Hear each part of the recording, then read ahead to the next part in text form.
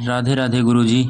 आज हम कहानी के दूसरे पार्ट को लेके आए हैं। भारत के आंध्र प्रदेश के चित्तौड़ जिले के तिरुपति में तिरुमाला की पहाड़ी पर विश्वमान तिरुपति बालाजी विश्व के सबसे प्रतिष्ठित मंदिरों में से एक है।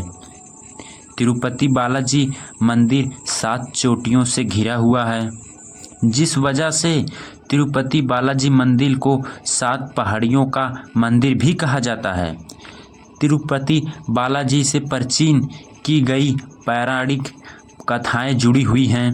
भगवान वेंकटेश्वर को विष्णु जी का रूप माना जाता है। इन्होंने कलयुग के कष्टों से लोगों को बचाने के लिए अवतार लिया था। तिरुपति मंदिर की कहानी भगवान विष्णु और माता लक्ष्मी के धरती लोक पर अवतार लेने से जुड़ी है। गुरुजी, यह बार ऋषियों ने यह तय करने के लिए बैठक रखी कि तिरुपति ब्राह्मण विष्णु और शिव में से कौन स्वच्छ है। उन्होंने महर्षि भृगु को यह महत्वपूर्ण कार्य सौंपा, क्योंकि वह अपनी बुद्धिमानों और निष्कर्षों के लिए प्रतिष्ठित थे। इनसे बाद महावीर मृत तीनों देवों की परीक्षा लेने के लिए चल पड़े। महर्षि भृगु सबसे पहले ब्रह्मा जी के पास जाते हैं। वे ना तो उन्हें प्रणाम करते हैं और ना ही उनकी स्तुति करते हैं। यह देख ब्रह्मा जी को महर्षि भृगु पर बहुत क्रोध आता है। उनका क्रोध इतना बढ़ जाता है कि मूर्ख बिल्कुल लाल हो जाता है। ब्रह्मा जी का क्रोध अंगारों में बदल गया। कुछ लक्षणों बाद उन्होंने अपना गुस्सा ठंडा करने का प्रयास किया। भगवान, तुम्हें ना तो मुझे प्रणाम किया जा ही मेरा मान किया, ऐसा करके तुम मेरा अपमान किया है। मेरे भी और मैं तुम्हारे इस क्रोध वंश कुछ नहीं कह रहा, क्योंकि तुम मेरे पुत्र हो। इसी कारण मैं अपने क्रोध को दबा रहा हूँ। मैं यही देखना चाहता था महादेव कि आप ऐसा आचरण देख अपने मुख पर क्रोध रोक पाते हैं या नहीं। अब मुझे आज्ञा दीजिए। ब्रह्मा जी से भेद करने के बाद महर्षि भृगु भगवान शिव से मिलने कैलाश। भगवान शिव ने जैसे ही महर्षि भृगु को आते देखा, वे प्रसन्न हो गए और भृगु ऋषि को आलिंगन करने लगे। पधारिए महर्षि भृगु, आपका स्वागत है। मेरा आलिंगन स्वीकार कीजिए। महादेव अपने हमेशा ही धर्म और वेदों की मर्यादाओं का उल्लंघन किया है। आप इन दुष्ट राक्षसों से और असुरों को जो वरदान देते हैं, उनके कारण सृष्टि को कई प्रकार के संकट का सामना करना पड़ता है। इसी कारण मैं आपका आलिंगन कदापि स्वीकार नहीं करूँगा। महर्षि मृत्यु के मुख से यह सब बातें सुनकर भगवान शिव गुस्से से लाल हो उठे। उनका क्रोध इतना अधिक बढ़ गया कि वे त्रिशूल उठाकर भृगु पर प्रहार करने लगे। महर्षि भृगु, आपका इतना साहस कि आप सब बोलकर मेरा अपमान कर रहे हैं।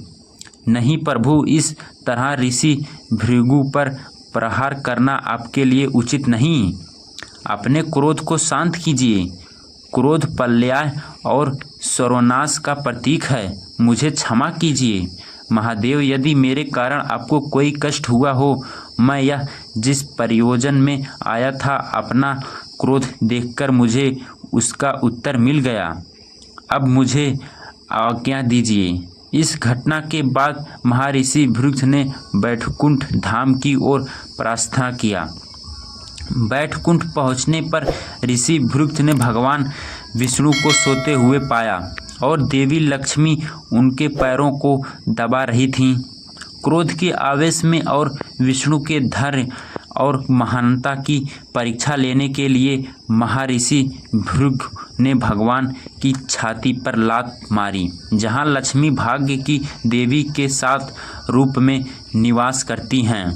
भगवान विष्णु अपने नेत्र खोले और ऋषि भृगु को पैरों पकड़कर बोले, प्रिय ऋषि भृगु, यदि मैंने आपको कोई असुविधा पहुंचाई हो तो मैं क्षमा चाहता हूं। कृपया मुझे आपके मेरी छाती पर प्रहार करने के कारण आपके पैर में होने वाले दर्द को कदम करने के दीजिए। भगवान की निर्भरता और क्षमता से सौभंद ऋषि अपने कृष्ण के लिए पश्चाताप से भर गए। भगवान विष्णु महर्षि प्रभु के चरणों को दबाने लगे। अपने प्रति प्रेम देख महर्षि की आंखों में आंसू आ गए। उन्होंने महसूस किया कि भगवान विष्णु स्वच्छ देवता थे जो सभी प्राणियों के लिए सहिष्णुता, क्षमा और सुरक्षा के प्रतीक थे। महर्षि बिना कुछ बोले वहां से वापस लौट गए। उन्होंने अपने प्रश्न का उत्तर मिल चुका था, परंतु महर्षि के इस तरह के व्यवहार से देवी लक्ष्मी क्रोधित हो गई। वे अपने निवास स्थान भगवान विष्णु की छाती के प्रति ऋषि के अनुसार पूर्ण कृत्य से प्रसन्न नहीं थीं। वे भगवान विष्णु से रूठ गईं और उनका बैठक का त्याग करके पृथ्वी लोक पर आ गईं और वहां तपस्या में लीन हो गईं। भगवान विष्णु भी उन्हें ढूंढने लगे कि बैकुंठ छोड़कर धरती पर आ गए। उन्होंने माता को जंगलों और पहाड़ियों पर ढूंढा, लेकिन माता लक्ष्मी कहीं नहीं मिली। इसके बाद भगवान विष्णु एक पहाड़ी पर रहने लगे। अगर इस कहानी में गुरु के विचार सही लगी हो तो ऐसी ही कहानी देखने के लिए चैनल को सब्सक्राइब करें और इस भक्त से कहानी बताते समय कोई भूल चूक हुई हो तो इस भक्त को माफ़ करिएगा। राधे राधे गुरुजी।